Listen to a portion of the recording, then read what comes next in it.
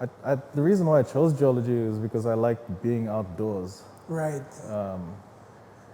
And I grew up watching my parents go to work, and it just looked fucking tragic. Like, don't get me Being wrong. behind a desk, yeah. Came home looking so tired. And Yeah, because they're both lawyers, so it's a lot of reading and a lot of writing. yeah, lawyers do they carry their work home and then They do carry it home research. because I could not ever win an argument. It was just like, no matter how much I prepared, I was like, nah. Alright, here we go. Hey everyone, welcome back to another episode of the No God Less Man podcast.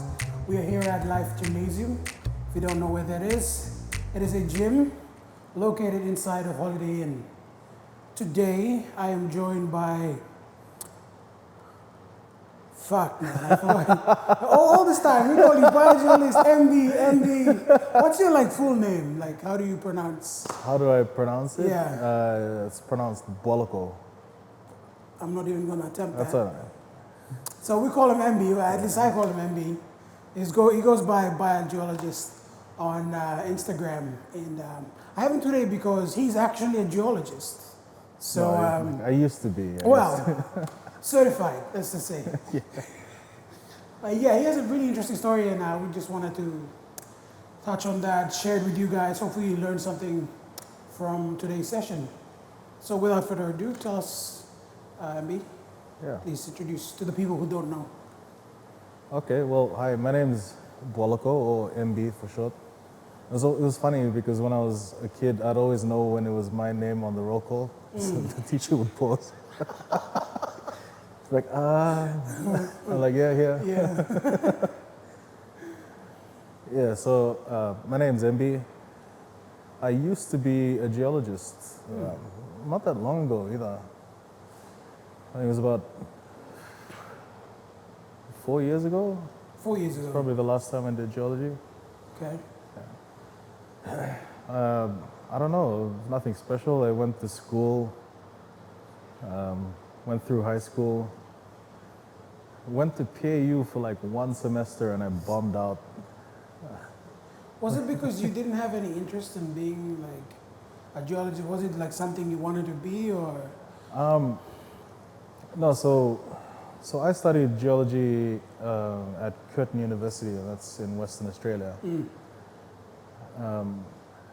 And when I was applying to go down to Australia, well, just a little bit of a backstory. Yeah. So I went to POMIS, and the good thing, well, one of the good things about POMIS, or probably the only good thing about POMIS, is that when you get to a grade, 9 and 10, I don't know if they do it anymore, but 9 and 10 and 11 and 12, you can do like a dual high school certificate. Dual high schools. Oh, Yeah, nice. so I did the PNG one and an Australian one. So when it came time to go for uni, it was just like I've got an Australian certificate, so I could skip the whole foundation year and Wow. Okay. just go straight into the course. It's because their curriculum is a lot higher than ours, right? I mean, no, not really. It's just This is how things work. I think the main thing is that it's all standardized. Right. So when they measure one student against another, they have a metric to measure against. Okay. And that's just the unfortunate thing about Papua New Guinea is we could all go to the same school, but it's not. We could all study the same. Yeah, it depends on the Curriculum, but it person really- and how you Yeah. digest and dissect and learn stuff. Yeah.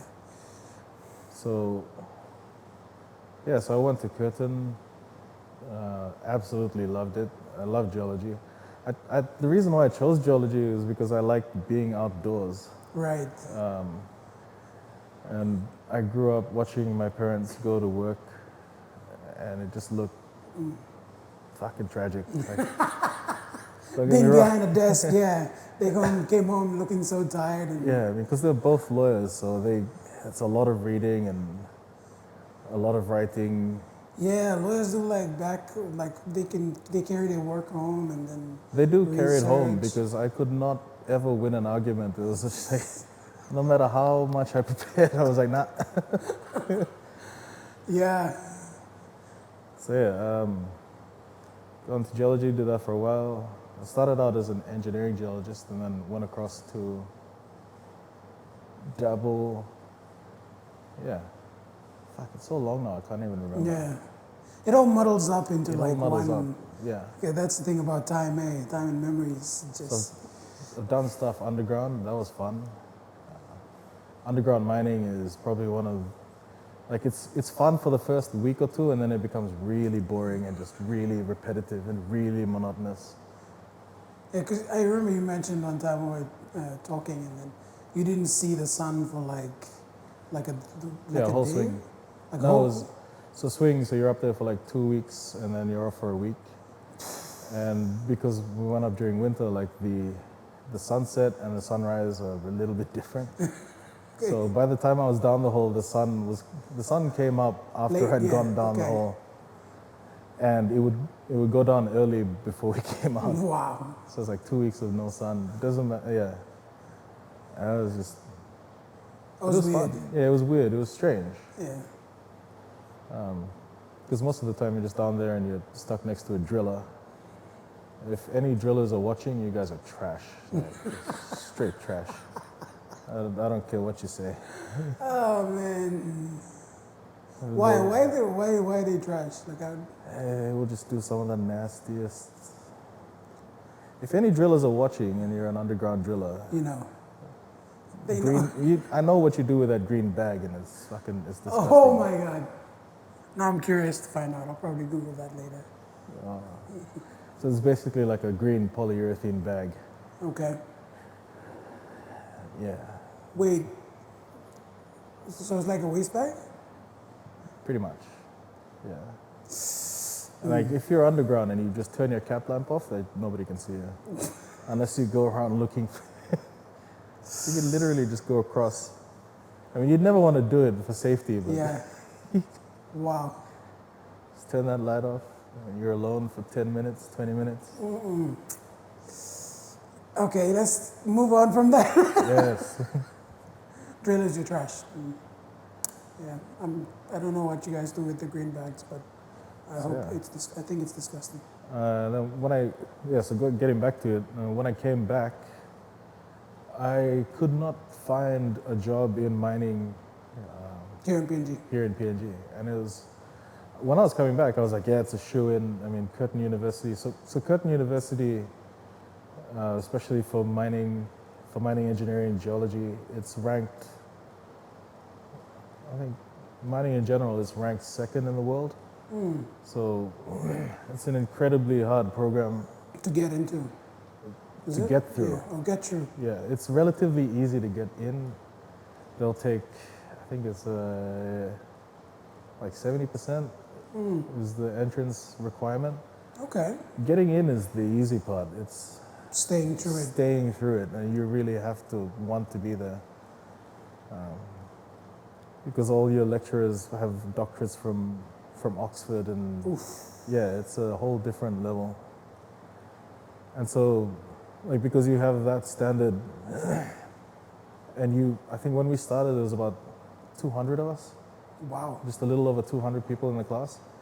By the end of it, there was only about 20 something that graduated. That's like 90%. Yeah, the attrition rate was really high. Why is that? Did they put you guys through like tough? It's tough, right? The learning. Yeah. Do you do practical in between, or? Yeah, so we do. So you do all your coursework, but you also have fieldwork components. And fieldwork is okay, but if you're out in Western Australia, it's a whole different thing. So if you're not physically up to it, it's not really a physical thing. It's more of a mental thing. Brilliant. Like you have this area that you have to map, and you have to be making progress each day, and you're out there for about 11 days. So you're just working alongside your partner, and you're just going through and just working through the map. Marking each day. Marking each day. It's like you're walking through 43-degree heat. It's dry heat as well. Damn. The sun is just something else. I can only imagine, like, it's Australia, right? And not in that Yeah, it's in the outback. outback where, oh man. Plus all the dangerous animals and all of that stuff. Yeah, no, there wasn't that many dangerous animals. Right, there. in that region that you guys Yeah. are working in. I think maybe where it's a little bit cooler and you have a lot more vegetation, and yeah, but this was just rock. Ah, that's it. The side of this mountain somewhere in Western Australia, and we'd just go and map that. Our final year one was in South Australia, and that was 11 days of hell. Like, it was hot for the first half, and then it flooded. The whole state was flooded out for the Damn. second half. And we still had to finish the map. Like, if it rains, just stop where you are and wait for the rain to pass.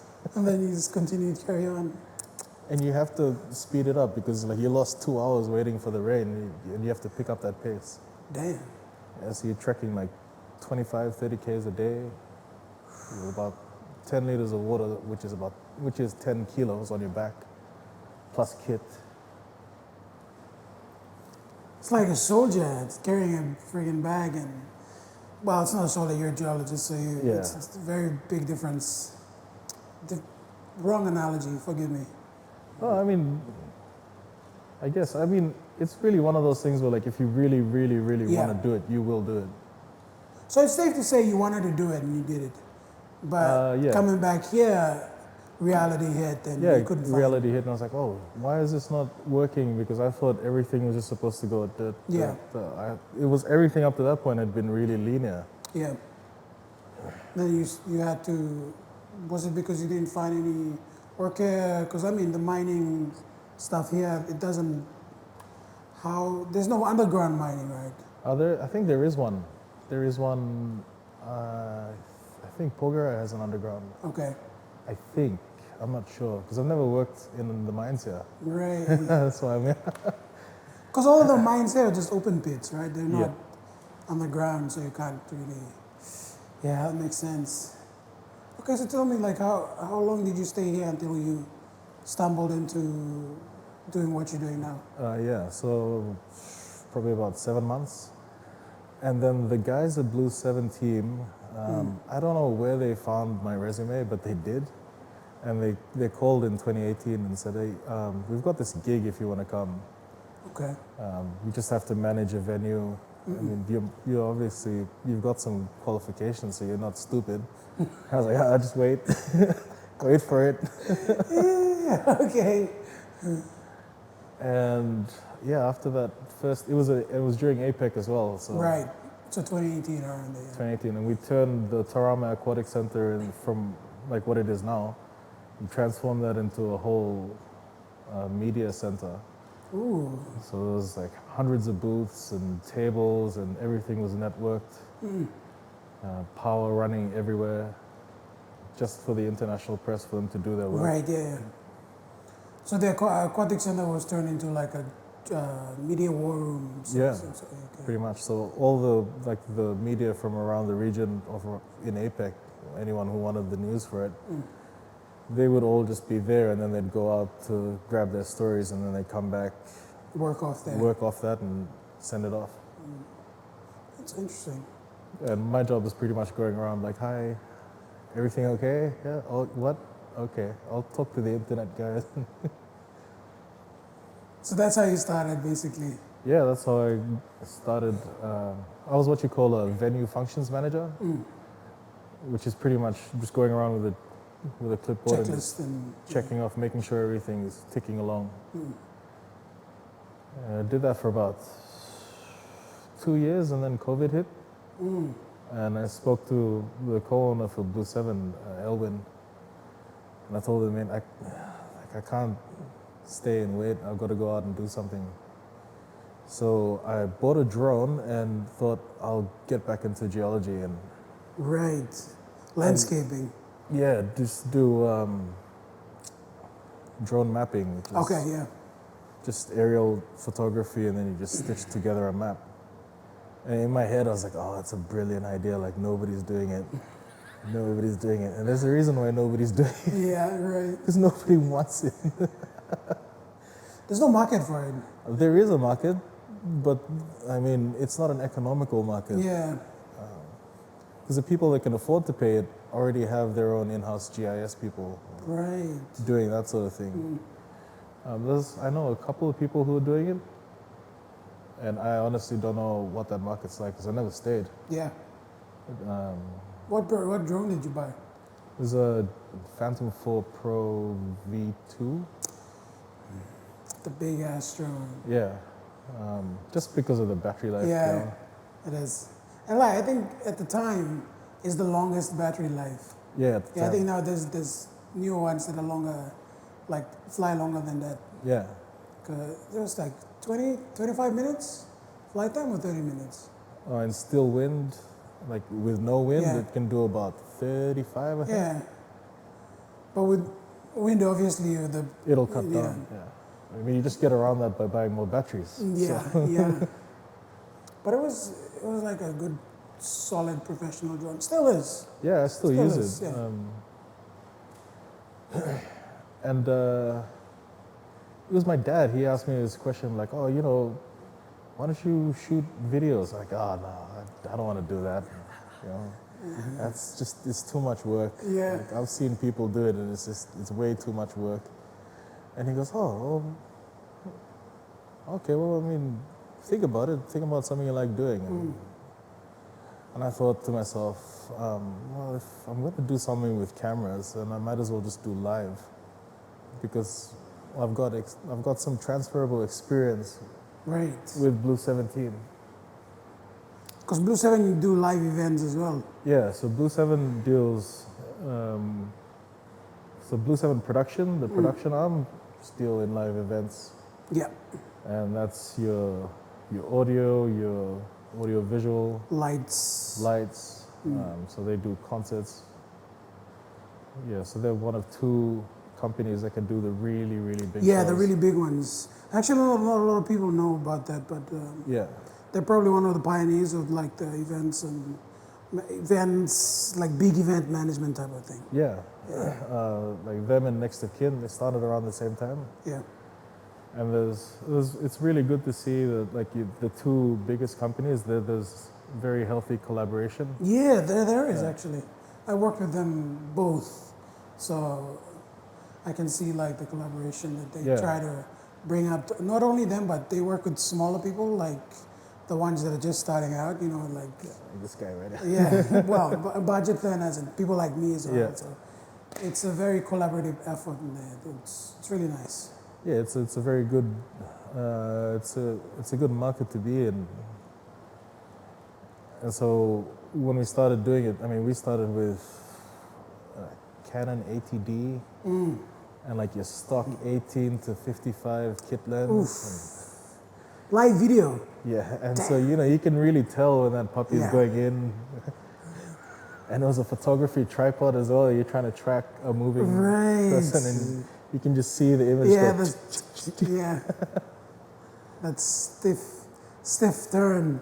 Yeah, and so like very, very, very, very quickly decided, yeah, we need to actually get the proper stuff for it. What was your first work by yourself, and how did you like find it, or was it given to you, or was it a referral? The first job. Yeah, that I the ever first did, job that you did with the Canon 80D, you said. with the Canon. The first job I ever did was with Graham Robinson from Pixar. Graham Robinson, yeah. And I'd known Graham. He would come and do photography for Blue 7. So Graham knew that I had a camera, and at that point I had a gimbal as well. So he was like, "Why don't you come and shoot for me?" And I went, "Are you sure?" I was like, "Yeah, just come on, just come on." So it was a whole day of shooting, and the experience is amazing. Graham explained things to me Yeah. because I had no idea about composition or Oh yeah, all of that photography all of stuff. that. I had no idea. I was just winging it. You know, I have a camera. Yeah, no, winging it is how we all learn. You know, it's the Oh, confidence that puts us out He there. would literally tell me like, "Okay, I want this shot," and this was at the Stanley. So the first job was at the Stanley, and he's like, "I want this shot." And I was like, "All right." And then he goes off, and I'm on my phone like googling, like what that shot is, like what is a mid shot. What is a Mitch? Oh my God, it's nice. So literally learn on the job. Yeah, just literally learned on the job. But it was, I think for me, it was just because it was all new and it was exciting. And just being able to just slowly grow from where we started to what we do now. In the space of 2 years, it's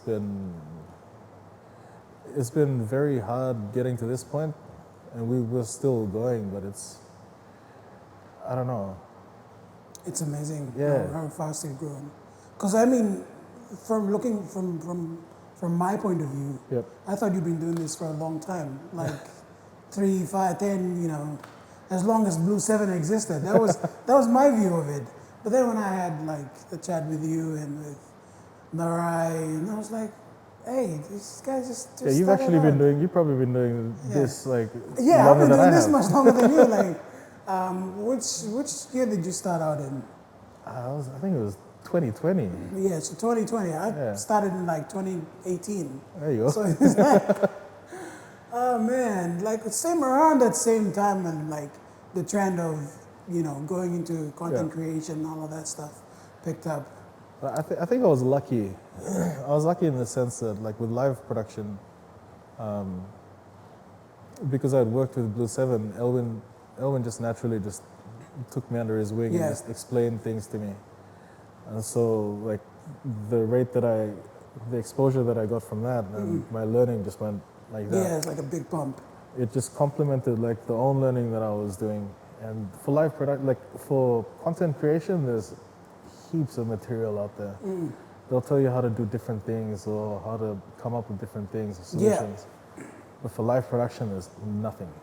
Like, That's something too. you have to have worked in broadcast to then go and do live production. Yeah, because it's a whole different ball game. Yeah, it's It's a whole different ball game.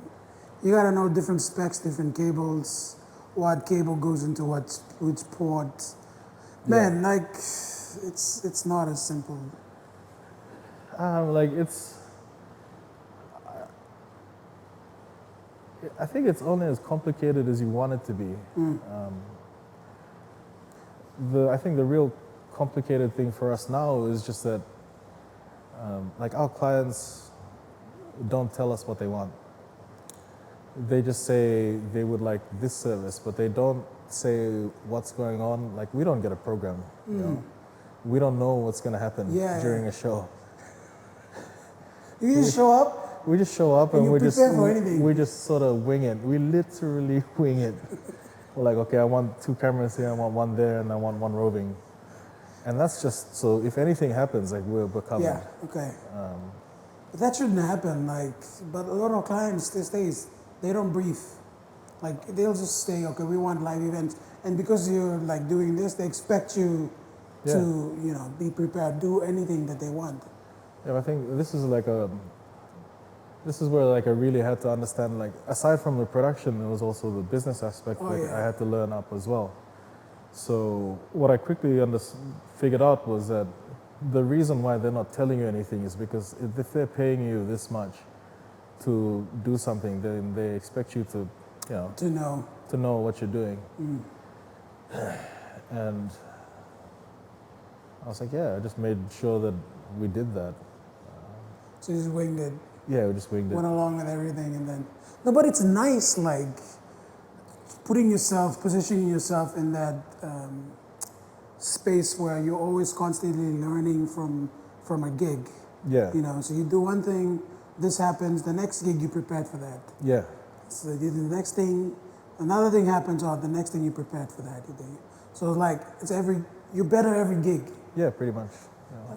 That's the way to learn. We've had, like, we were on a really good run for like probably about 8 months. And then the biggest gig that we ever got, and it just, like, things that we had tested just weren't working, like 20 minutes before the start. I'm like, what's going on? And I'm swearing, literally swearing at the operators, like, what the fuck are you guys doing? Yeah, those little voices just jumping up. Like, we had sat through a briefing and we're like, all right, you'll do this shot, I'll only call for this one from you. Your job is to do this. And then and then people were forgetting their shots, or people were like gear was just starting to glitch. That panic moment. Yeah, I mean, I thought I would be panicking, but no, not much. You had confidence in your boys. Yeah, I mean, Yeah. definitely. Like, so where we are now is really just a reflection of the guys on the team. It's not really me. All I'm doing is just sitting behind a desk going, yeah, all right, zoom in a little bit. Yeah, that's good. But they're the ones that are out there actually grabbing the shots. And most of the time, they're the ones that are actually carrying the gear. Yeah. So you're basically just managing the boys, Yeah, getting the shots, booking clients, pretty much. and yeah. So the boys will come in, we'll have a brief about how we're supposed to go about doing a job. And we've worked enough gigs now to know, How you each other work, yeah. yeah. Plus, I think we've worked in almost every venue there is. All right. So you know the ins and outs and where the Yeah. camera should be. Okay. Yeah, that's nice. What the lighting's like, Yeah. which PowerPoints work, yeah.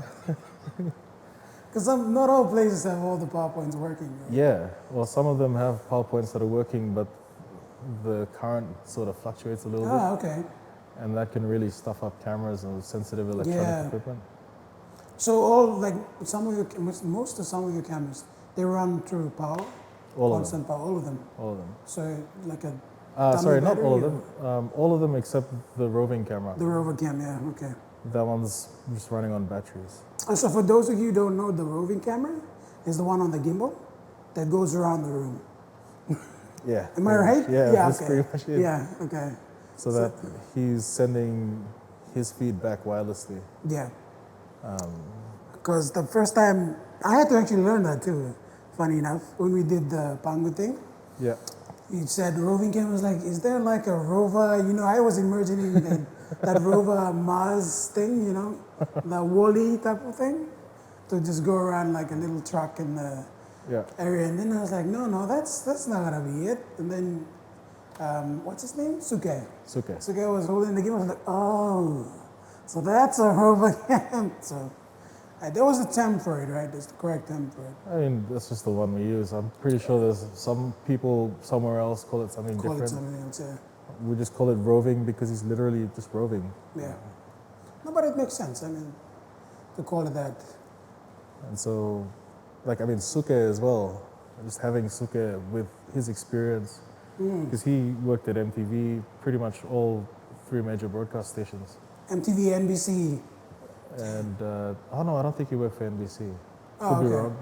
But MTV, I know he worked at TV1. Right. And so I think he's got about 10, 12 years experience. Damn. And so with Suke, I literally just set up the gimbal and hook it up, make sure the feed's running. I'm like, just you know what to do. So I do that thing that clients do with me, I do that with him. So you know what to do. And it's a pretty heavy payload as well. It like, is, It's about, I tried lifting it once. the gimbal is about 7 plus the transmitter. And then you've got the camera. So you're looking at about 10, 11 kilos. Yeah. But the good thing is the Zion crane tree. Yeah. Yeah. It makes it feel a little bit lighter. Yeah, But that handle really Yeah. does help, and just proper technique. Like 2 hands. Yeah. So yeah. Continuing from the boys, they come in as contractors to you. Yeah, and these are just guys that like Jules has been, Jules and I have been working together pretty much since the beginning of the company. He had no idea about shots as well. I mean, I didn't either. And So we what did just he do sort of- before that? His best. Is it? No, I mean like.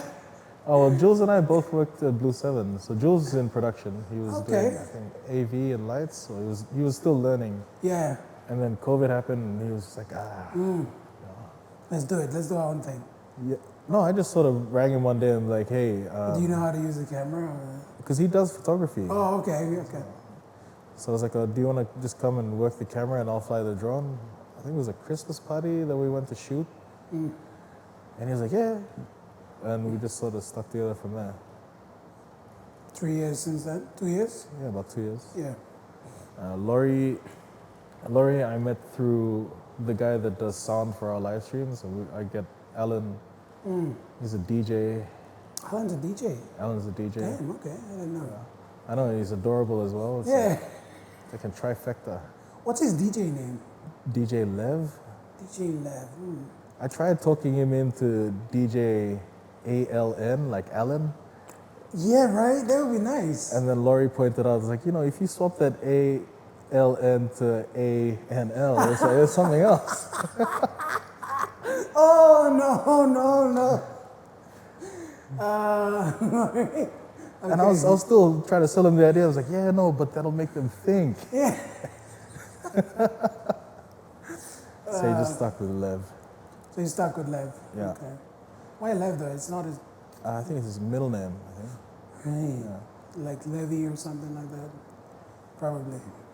It took me a while to actually learn how to spell his proper name, like Alan. Oh, Alan. Yeah. How do you spell this? It's spelled, it's A-double-L-E-N, and I always spell it A-double-L-A-N. Okay. Yeah, of course. First thing, A-double-L-A-N, I didn't think, wow, that's weird. Okay. So, yeah. So the boys just give you, like, you pay them a day rate, and then Yep. on the days that you guys don't work together, They do their own thing. they do their own thing. Oh, that's nice. Laurie is an actual gigging DJ, so He goes does that. Jules, I think he does photography and stuff, so he's got his own clients. But when I give him a call, I always check like, hey, you free on this day? Yeah, this okay. day? Yeah. So if there's a gig, you tell them like at least 2 or 3 days in advance, Yeah. and then they're prepared. So where do you keep all your stuff? Like In a storeroom storeroom? Okay. back in, I'm not gonna say where. Yeah, that's off camera. He keeps it in the storeroom. Let you guys know. Yeah, it's right next to my bat suit. Next to the cure for cancer. So if you wanna find it, go there. But yeah, it's really interesting. Do you have any plans to like scale up? Do you wanna? Yeah, no, definitely. It's it's one of those things where we're just like, this is where you really have to step away from what you do and look at it more in terms of business and just see. Like my whole thing with scaling is that I'm just trying to see what the market is doing and what the market wants. Right. Like right now, at the moment, because of the elections, everybody's sort of waiting to see How what direction the government's going to go. Yeah. So, is there a lot of work? No. So how do you plan around doing those things? And that's just in the short term. But long term, yeah, definitely we want to get bigger, and the reason why we want to get bigger is we just want to be able to do it. And I think it's just because nobody thought that it could be done, that people with no experience could learn how to do it. But I mean, if you think about it, there's no school here for live production or OBs. No. People learn on the job. They do at the broadcasting stations anyway. Yeah, but then broadcast stations, they're like, the people who go there don't actually have a certificate that says, oh, I'm a outside broadcast expert or whatever. Yeah, it's just experience. It's just experience, yeah. And it's a lot like, I found that it's a lot like my geology degree, in that you'll only get through it if you want to be there. If you want it, yeah. Yeah, because it's not a 9 to 5 thing, or it's not an 8 to 4 thing. You could get the call at 4 o'clock in the afternoon and be setting up from 6 o'clock in the evening all the way to 6 o'clock the next morning for a 7 a.m. start. And then you're expected to operate through from 7 a.m. all the way to 5 p.m. with no briefing, no idea about what's happening. So it's one of those things where if you want to be there, you'll be there. If you want to do it, you'll do it. If you don't, you don't. Yeah, if you don't, you don't. And it's not that people who can't do it, like, I think people in production don't look at people who don't do production as like, oh, inferior. Yeah. We just know that we love doing what we're doing, and we just do that. Yeah. I think the difference is, like, I don't know about other people, but like you said, like, there's no difference between me and someone else who doesn't know how to do it. Like, you can show them how to do it. Yeah. It's just a question of, do you want to do it or not? Yeah. If you want to do it, then you'll put in the work and you'll understand everything and learn on the job. Yeah, and pretty then much. eventually go to a bigger place than where you were. Yeah, so, I mean, I think the biggest thing for me so far has been that I've really come to appreciate that life isn't as linear as they tell you it is in school. When you were a kid and they said, you have to go through all these grades, Yeah. and then you have to, once you finish that grade, you have to make sure that you're working really hard, because then you can go to the next step and the next step. It's always that next mountain to climb or that next route Yeah. or next person to follow. It's like, it's how society is built, you know. Yeah. They try to keep you in a pathway and follow this rule, you know. Like, okay, school, finish school, job, you work for someone all your life until you get married, die. And then you retire, and then you're dead 2 years later. Yeah. So, It doesn't make sense, right? Like, to me, honestly, at a young age, it didn't make sense to me. Like, why work or school all your life, and then you go and you work all your life again, and then you don't have anything else, and then you just die? It just didn't make sense to me. yeah. Because I thought, like, there's more to this than just, you know, living and working. Like, it's gotta be more. And like I can remember when I was at Blue 7, and we would do some serious work and like some serious hours. Oh yeah, I know. The boys are good. They can work forever. Yeah, I mean, like I think a lot of people don't, like, the funny thing is, like, people will walk into an event and they'll see everything set up and they're like, wow. This is so beautiful. And then they'll go sit down and they'll enjoy the show and they'll have their meal, and then, Leave. you know, 3 glasses of wine or sometimes a whole bottle and a little domestic in the car park, and then they'll leave. Yeah. But what I think the funny thing, like the thing I always found funny, was that people will walk in and just have that, it's just that initial like, oh, you know? Yeah. But the work that goes Into that little. just that little, oh, it's just immense. There's Yeah. a whole back-end support system. There is. I saw it firsthand. Like, Yeah. when they were doing, like, all the events that we went in. I was doing the BTS, mate. All that hours of, like, packing up and setting up and all of that, for just people to go have a good meal, sit down, enjoy the lights, the music, the sound. Yeah, like it takes 2 days of work Yeah. to set up something that'll be used for 2 hours. It's crazy. It's crazy. But we do it because we love it. We love doing what we're doing. Yeah, I mean, I was lucky enough that Blue 7 found my resume, and I just happened to squeeze myself Through the cracks. through the cracks into this industry that I honestly, like, now, I don't think I could go back to geology. Yeah. The pace is too slow. You know, the pressure is not there. Yeah. And I think I'm the sort of person who really enjoys pressure. Like, if You work it's, really well under pressure. yeah, I work better under pressure. If it's really boring and straightforward, like we've had those gigs where it's a really straightforward gig, and I'm like, Jules or Laurie, you guys do this one. Yeah. I mean, it's good for them because they get the experience. Yeah, but- okay. You just chill and do other things. Yeah. I mean, I tell them, I'm just going to go for a meeting, but I'm going home and I'm going to sleep.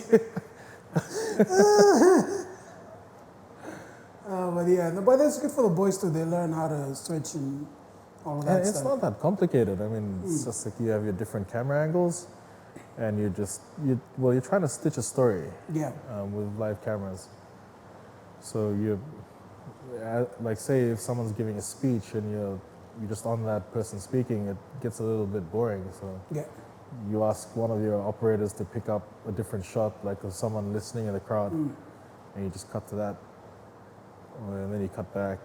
Right. It's or like fade. live editing. Yeah, you're editing live. Interesting. And the thing is, your client will come and tell you if you fucked up. Right. Like that feedback, it's instantaneous. And it's usually like a look like, What the fuck? We don't want to see the head. I was like, yeah. Man. Yeah, so, but I mean, yes, I think there's some crossover between what I do and what you do, but like what we do is heavily compressed into this 2-3 hour time slot. And you have to be perfect, like it has to run perfectly from start to finish. If you fuck up, it's fuck up. Yeah, if you fuck up, it's Yeah, a fuck you gotta up. be able to fix it like on the On instantly. the fly. Yeah. Like you 'Cause have it's to- live, you know. It's live. You can't. You can't say, "Oh, my bad. Let me control Anzi," and you know. Like, Yeah, there's no undo. Yeah. It's That's the thing. it's like The Sopranos. You know, you fuck up once, you lose 2 teeth. Because like if you take a shot that's not, when like the client isn't there, I know the recording's recorded, right? You give it to Yeah. them. How many clients like do they take? Is it all or just a few that want to take the recording? Just a few. Like Just I'll a ask few. before, because then if they don't want it, it's one less thing for me to worry about. Yeah. So I'll ask the client before, like, do you want this recorded? And if they say yes, I'll ask them, do you want the cameras recorded individually as well? Right. Because I'm just recording the program feed, like Yeah. what whatever's comes- live. yeah. Like whatever live feed I'm sending out, that's what's getting recorded. Okay. But The cameras can record separately. cameras can So it all record depends separately. on the initial briefing that you have with the client. Yeah, Or and after. that's usually like 10 minutes before the show. Like, oh, by the way, did you want this recorded? No, but I reckon you should start doing like proper briefs with clients. Just tell them like, hey, this is this and that. But then it usually doesn't happen. But I'm just saying. Yeah, I mean, I'd like to. I'd like to know and have like a proper run sheet. I've Yeah. never had a run sheet before. The best we've ever gotten, and this isn't a reflection on the client. It's just that because this isn't their world. You have to understand. Like these corporate clients, they are focused entirely on what they're doing, and this event is just sort of an offshoot. It's something that they have to do. Right. So all of these, they don't understand Mechanics the behind mechanics everything and what the we need, requirements and all these things. So it's usually like as someone who's giving them the solution, it's your job to go in and say, okay, this will work, this won't, or we need this, or have you considered this? Yeah. So you're the expert. Yeah, That they on pay what I for, yeah. that they're paying for your expertise in that Yeah. specific subject matter, which is delivering what they want. It's just the time frame that they give us is very limited. Yeah. So we have to think on our feet and, you know, because like clients do that all the time. They pull in last minute change, last minute shoot. Oh, you remember that? We're not doing that anymore. We're Yeah. doing this now. I mean, that's the fun of it, you know? Yeah, I guess. I personally don't enjoy that, but it's good to sometimes throw a curveball and see how you handle it. You Yeah. know? But I think, like in your case, it's better for you to work with a brief because then it's more efficient. Like Yeah. you're able to get to the end product a lot faster. Whereas if they don't give you, they just say make a video. Yeah. You know, like what does that mean? So when clients say that to me, I try to dissect what they mean. Yeah. But if they're not like we don't have that communication very clearly, Yeah. I just assume they don't know what they want. Yeah. So they want me to be creative about it. So that's when I just put in my creative juice and just come up with something. Yeah, I mean that's really the difference between being a service provider and being someone who's able to provide solutions. Yeah. And I found that your clients tend to value solutions more than a service.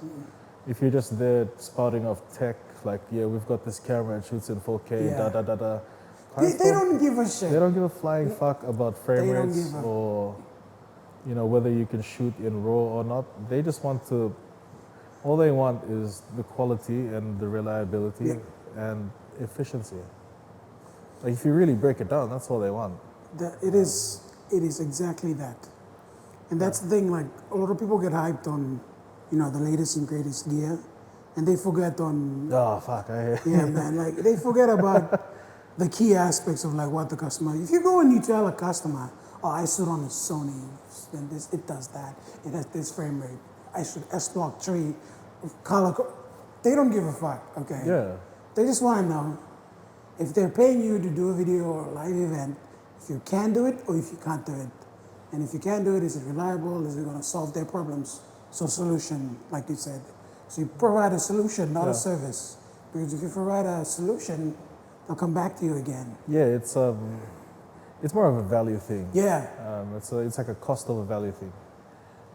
And I've had clients come up to me like, do we have to pay you per day? We're only paying you this show's only like 30, 40 minutes. I'm like, yeah. And my thing is, like, I will tell them, well, yeah, if you look at the cost of it, you could work it out to that cost. Yeah. But I prefer to work on, like, what is the value to you? Like, what value does my team bring for that 40 minutes? So your value price. Yeah, pretty much. Man, you know Chris Doe? Who's that? You should check out Chris Doe.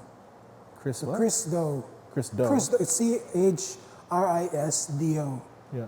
Chris Doe has this principle of value pricing instead of service-like pricing. So service, then value.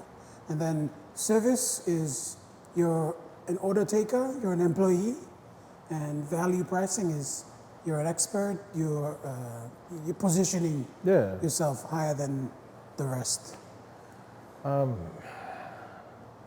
I don't know about positioning myself higher than the rest. No, it is like you're I'm just gonna straight up say it, like with your expert, like you provide a solution, they see you as an expert. You don't necessarily have to title or call yourself an expert. If you're a narcissist, you can do that, but I guess. I'm not an expert. I don't like to say that I'm an expert, but it's your positioning that labels you as an expert because you know what you're doing. You can talk to clients. You know what the clients want. Yeah, pretty much. And then you just give them your experience. You're like, oh, this is usually, I know this is what you want, but if you consider this, this is the way to do it. This is more easier. If you want to save some money, so like you're on their side. You're coming from their angle of like saving money, saving time, better solutions, better quality, like reliability, all of that stuff. So they're leaning towards, oh, okay, so he's not just here to steal our money or take our money. He's actually trying to help us. Yeah, and try to do whatever they want to do. Like, like we've done work for BSP. I think when people think BSP, they think, oh, like there's a shitload of money. Ka-ching! But BSP is just like any other business. Yeah. They're trying to make profit. They're trying to keep their overheads low and maximize as much profit as possible. So, like when I first started that relationship with BSP, they were asking all these questions and all these tech questions, and I went, no, what is it that you want? Like, what do you want me to do here? And then they explained that, and I said, okay, we'll do this and this, and I'll throw in another 2 cameras.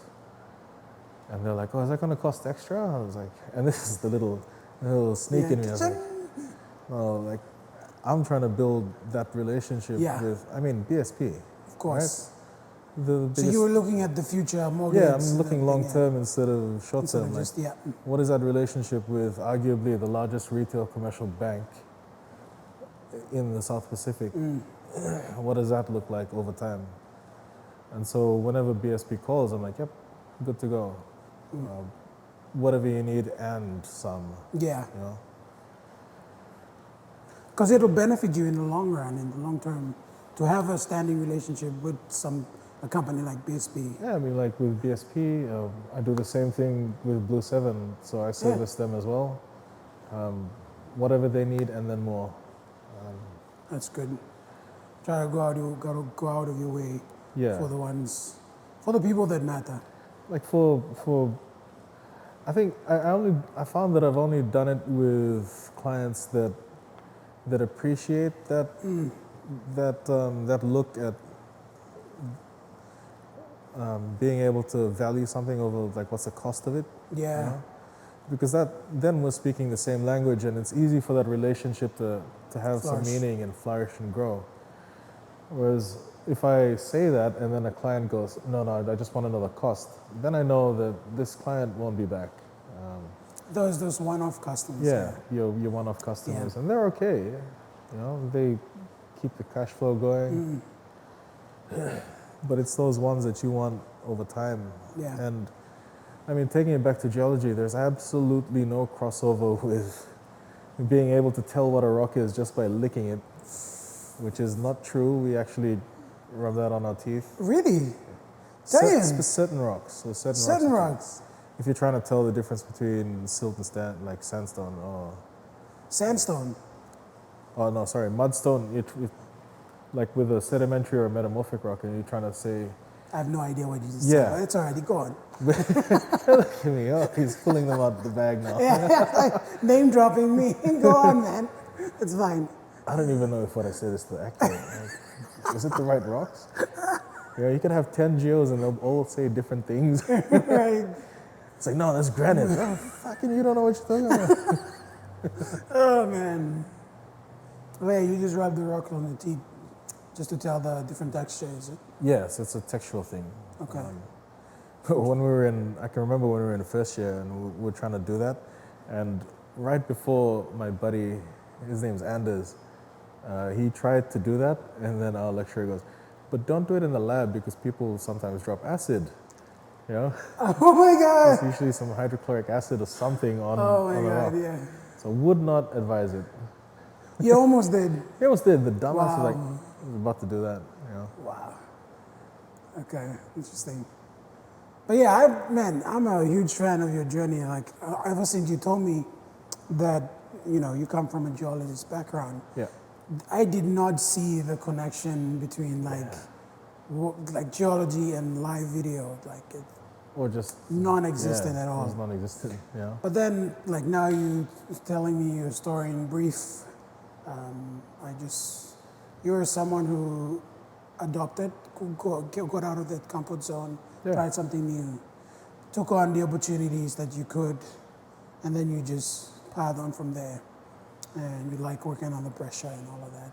I guess for all of us creatives or people in the video production Yep. industry, it's sort of like that for like a bunch of us. Yeah. Like we go to school for something totally different. Something totally different. Like then- Rowan was, I think he was an accountant. You know. Ron Paul was an accountant? Ron Paul was an accountant. Wow! I gotta ask the guy. Hey Ron, if you're watching, you're next. I'm gonna send you an invite right after this. Like aside from being a sexy guy, he was. Yeah, he is though, right? Yeah. Like, I saw one of his, he was doing a campaign for Jax, Yeah. the Kaka outfits, you know? He was wearing one of those casual Hawaiian shirts with his wife down at Alibi. Yeah. Man, he looked really good. I was like, shit, man, you should just quit photography and go modeling. I think Buds did the photography for that. Yeah. Yeah. Barnes, Lawrence, all of those, like, they're a tight group. Yeah, they're very tight They're group. all PAU kids, right? Yeah, Lawrence, Lolo was PAU, I think Buds as well. Rowan was from PAU. Graham Robinson was from PAU. Yeah. Yeah. Graham Robinson, is he the pastor by any chance? No. No, cause like I know of Robinson. Shut up! I got the wrong guy. I definitely got the wrong guy. definitely got the Judging wrong from guy. that, is it the guy that went to? He's working for the government now that does the cybercrime thing. No. That's not him. That's not him. So there's another Graham Robinson. Yeah, there's another Graham Okay, I've Robinson. never met him before. Oh, he's an excellent photographer. Well, what page did he go by? Pixar. Pixar. just Pixar. Piksa. Pixar. P-I-K-S-A, okay, I gotta check it out. Yeah, Graham's been around for ages. He's one of those old dogs. Yeah, And I had absolutely no idea that, like, he services some really big clients. But you wouldn't know because he keeps it yeah, on the download. keeps it it's on the kinda down low. guy. He just does his work, you know. Yeah, I appreciate those kind of people. Yeah. Like they don't brag about it a lot. Because starting out, for me, I made a lot of noise, like I fucking, Yeah, I mean, you have to, right? yeah, just to get myself out there. Just to get yourself out I there. had to make a lot of noise. And like when, like, say, my journey in starting out was a lot different to yours, Yeah, because I had those relationships already with like Yeah. Elwin and Graham, so they were like, hey, we know what you're like, so here's this work and Do it. just do it. So I mean, you could say that, yeah, I was spoon fed yeah. a lot of those No, gigs. no, they gave you an opportunity, Yeah. and you made it possible or plausible or Yeah, beneficial to I guess yourself. so. Yeah. Because like if you see it as a spoon feed kind of thing, you're just selling yourself short. Oh, You still had to do the work, right? I mean, yeah, we still had to do the work. We still had to, I mean, acquire the gear to be able to service. It's a different scale of production. Like you could just have your normal little table conference, and that's a very simple setup. To to a whole. a whole like multi-camera shoot inside a stadium or inside the Stanley ballrooms. Right. It's like you've gone from here to here very quickly. And whereas with you, like you had to literally to get from where you started to where you are now, you had to grind as hard as you Yeah. could. You know? Man, it's a journey. Every gig, like we learn from every gig, Yeah. just like you. But ours is, at least we have the opportunity to correct it because it's post production. But yours is like, it's live production. If you get it right or you fuck up, man. Like, I've done like a little bit of post production, and I've fed it into a live production. okay. Or like playing back. Yeah, just on video playback. Yeah, okay. So I remember I sent, Vele Caro. No, I'm not familiar. So Vele, I think he does live production now as well. But he is my go-to guy to fly the drone. Right.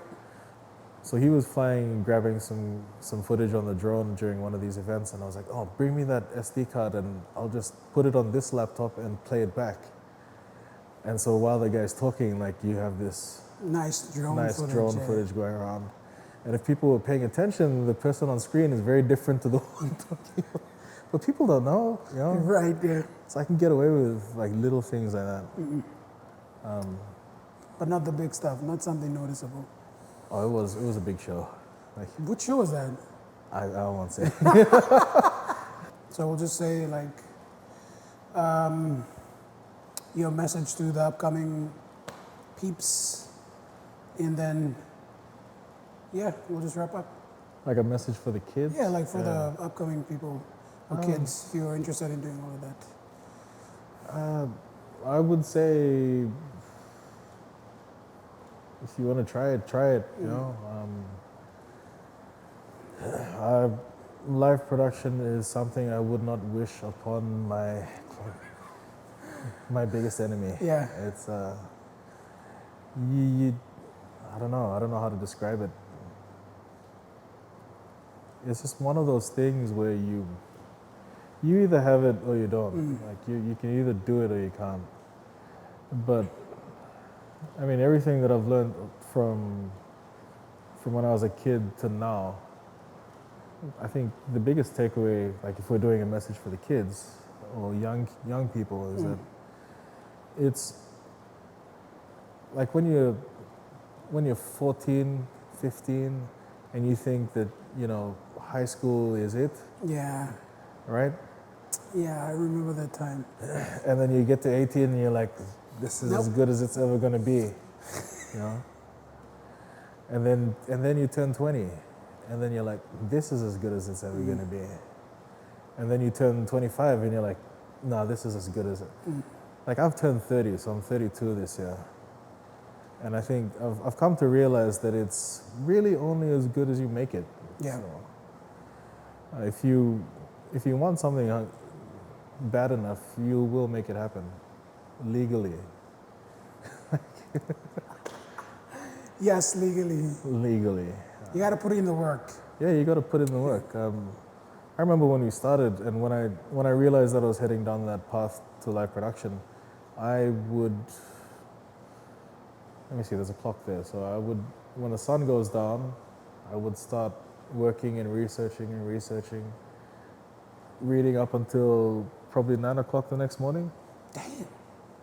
And I mean, it was great because it was COVID at the time, and everyone was on Right, lockdown. everyone was so. just staying in the house, yeah.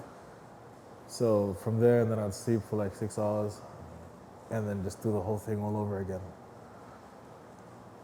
And when I actually did my first live show where I was actually switching,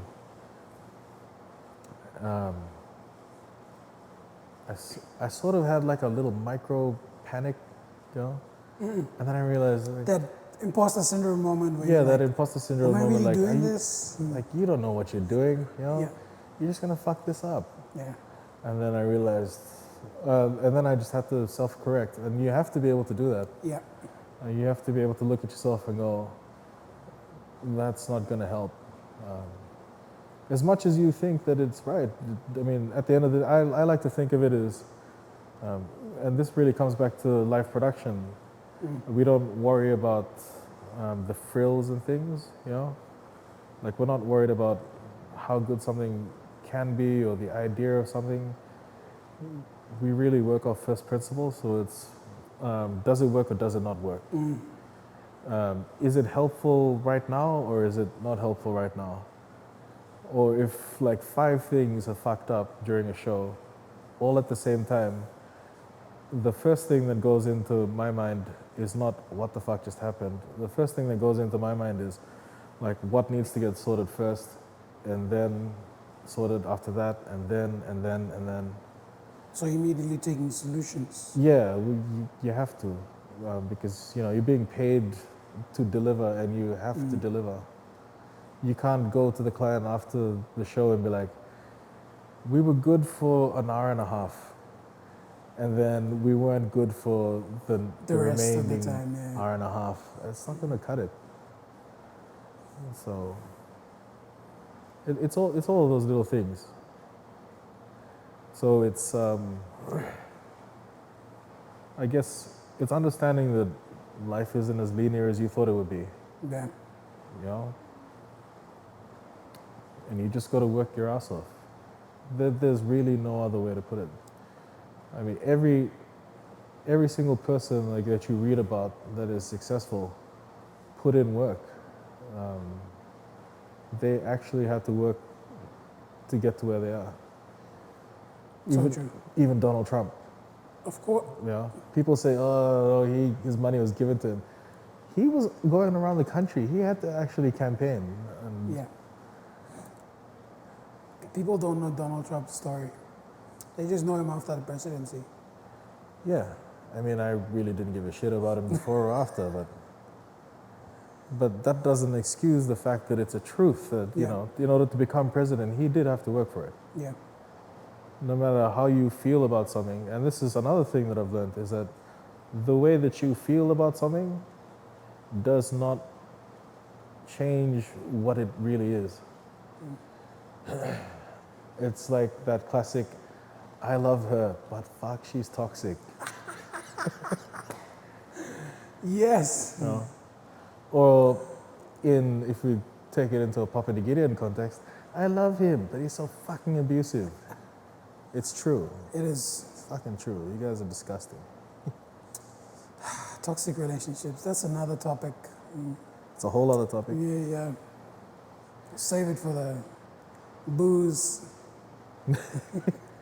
But yeah, I mean, in both cases, like, so in that and in live production and generally in life, it's the way that you feel about something does not change the way that it actually is. You could love a lion, but that lion will fucking eat your face off. So It is what it is. it is what it is. And you know, you just have I to live by that a lot. yeah. Like, you have control of what you can control Yeah. and what you can't control, it is what it is. Yeah, it is what it is. Well, I guess the kids are now saying like it be like that. You know? Yes, yes, yes. It's funny, like I'm old, but I'm not that old. Yeah. Yeah. No, but it's wisdom. It's good. You're old, but you're not that old, you know. Yeah. But you know, like we've gone through enough. You're at that stage where we've gone through enough to know enough, Yeah. if that makes sense. So yeah, that's beautiful, man. Amazing. All right, we're gonna wrap up here. All right. Cool. Good. Thanks a lot, everyone, for watching. If you did, if you learned something, please comment below. Follow him. Actually, his company is called geologist. He does live events. I'm gonna tag his Instagram down below. Go follow him. Fair warning. There's not a lot of work stuff on that. It's just me bagging on my camera crew. Yeah. Because like live production, how do you like market that stuff? It's just mostly referrals. Yeah, it's mostly referrals. And the other thing is that our policy is that we won't post things unless we have permission to. Exactly. Me too. Yeah. So I'll ask, hey, is it all right if I post these photos? And when I do post photos, it's just of our gear. It's not of the actual event. It's none of that. Most clients will say, yeah, you can post it. Some will say no. Yeah, that's one of those things. Yeah. Consent. Yeah, it's I believe is the term consent. Consensual posting. Yeah. Yeah, that's why I don't post like a lot of the stuff that I do, so. Yeah. Because most of them is like, you can't post it. Yeah, you can't post it. I mean, it could be the we pay best for it, yeah. fucking show that you ever did. Yeah. But you can't post it. You can't post it. Because I've seen a lot of my friends get into trouble because they posted work that they're not supposed to post. Yeah. Yeah, And on their own page. It's one of those, like you have to be very careful because doing what you love is one thing. But once you turn that into a business venture, then you have to also learn how to be professional. Yes, you have to take the business aspect into consideration, which is something I'm Yeah. trying to teach people, a lot of creatives who suffer on that business aspect of things, which is why, I'm trying to learn and teach people how to be better business-minded people then. Because that's all there is. Like, if you want to get more fancy gear and buy more of those equipment, you got to learn the business side. And then you'll be able to afford stuff. And then you'll be able to Because afford otherwise, you'll just, I love this. They lowball you with a price, and you're like, yeah, okay. I love doing it, so why not? It's Yeah, not I work. mean, do you want to be that guy that rocks up with like 15, 20K worth of gear and it's a then 500 kilo job? 500 kilo job. Exactly, man. I hate that stuff, honestly. I used to love doing that stuff, but now it's like, I'm just going to put figures out there, and then if they don't agree with it, fine. Yeah. You know my worth, stick with my worth. Anything that's not at my interest or doesn't interest me to go, I'm just gonna say, yeah, this is other guy, he's really great. Yeah. Here's his number, contact him. It'd probably fall in that category of pricing that you're looking for. I'm sorry, it's like. Well, I and mean, then you gotta be. You just, Because I think that's the other thing, like people get caught up in like, oh, no, maybe I should just do it. yeah. But you're a business. First and foremost, your responsibility is to your business. And I think people make this mistake of confusing their business for themselves. Like, especially if you're a single operator, it's very easy to blur those lines. Yes. You know? This is like we said at the previous episode. You got to separate your business and yourself. Treat your business as a business. Yeah. Work on your business and in your business as much as possible. Because then it'll be able to turn around and look after you and feed you. Or I'm able to tell my camera operators like, they're like, hey, is that payment coming yet? It's like, yeah. About that. That's the business, you know? Like, you go talk to the business. Yeah. No, but they're great guys, you know? Nah, they are a great bunch of dudes. Support, shout out to you guys if you're watching, if you are watching. Which camera? That one, yeah. Yeah, you have this one, you can just. I know, I was like. So, yeah. So if you, behind the scenes, camera there, so it's like, Yeah, we're cursing. Anyway, we'll sign off now for real this time. For real, guys. Thank you so much. Appreciate you guys. I'll leave all the links and everything that you need to know about this conversation and his page, my page as well, down in the description. I mean, if you have any questions about anything that we talked about, like if you want to reach out to us, feel free. Yeah. I'm happy to. I'm happy sure to a help lot of people people have along. questions, yeah. Yeah. Like, what's your OnlyFans account? Is that going to be in? Like, are you keeping this in? Yeah, I'm keeping that. I'm keeping that in. By the way, I don't have an OnlyFans account. yeah, he doesn't, and he doesn't go to the gym, but he's naturally, you know. Oh no, this is from like all those HDMI cables. Like, SDI cables. Man, those things are heavy, eh? yeah. It's like a 50 meter run would be, I don't know, 10, 12 kilos. Because I tried moving at the Pangarelli. Fuck, it's like, the boys were lifting, I was like, yeah, come let me carry one. I was trying to hold it and hold the camera in one hand. They're like, oh, damn, okay, put the camera down. You carry on. Because I thought it was just cables, so he didn't, yeah. Anyway, that was fun. All right, guys, appreciate the time. Yeah.